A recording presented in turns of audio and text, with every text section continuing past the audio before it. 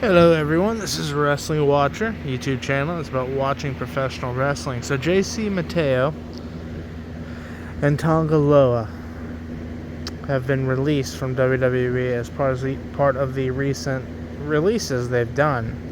Now both were guys, I believe Tonga wrestled in New Japan, and Mateo, I know he bounced around on the indies. He had a shot or two, I believe, including a notable match early on in AEW against Jon Moxley.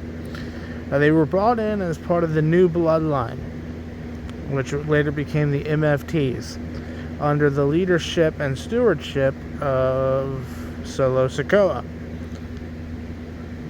I think they played out the storyline, especially with Mateo, and Tonga too. They played out the storyline as best as they could, right? It was, for a long time, it was the Wyatt Six versus the MFTs. Once the story was over, it's over. And TKO, you can tell. I mean, WWE's always been like this to an extent, but especially TKO now.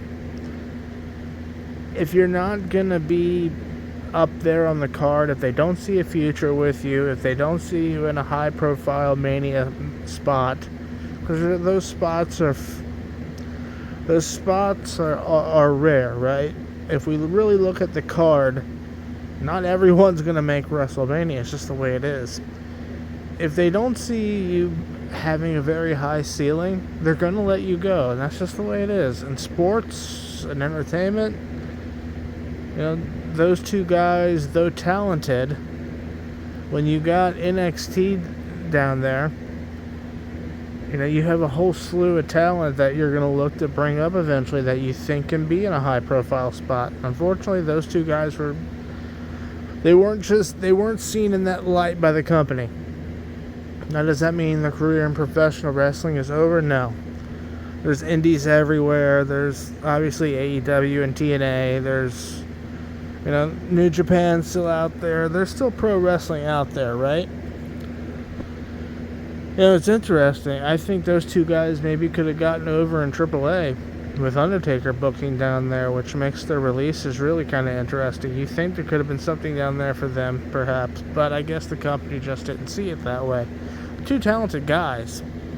Now, obviously, it shows that they still have hope in Tama Tonga, the brother of Tonga Loa, right? They definitely see something in him if they didn't release him. They've definitely been doing that push with him and Solo, and we'll see what happens going forward.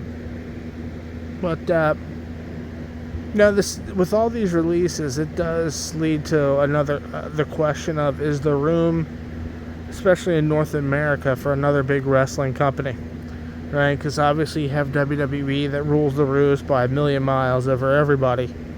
And you got AEW that's there. I think they've become, you know what, you can say they're still a distant number two. It seems like they've solidified their spot at number two, right?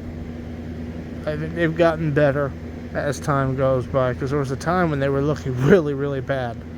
But it seems like they've got some things cleaned up and they're on stable ground. Then you obviously have TNA making headway over there on AMC, doing their thing, and makes you wonder, is there room for a fourth company? Because the talent's out there for it, but is there room in the marketplace for it? And that's the question. Different video for a different time. That's all for this one, guys. Thank you.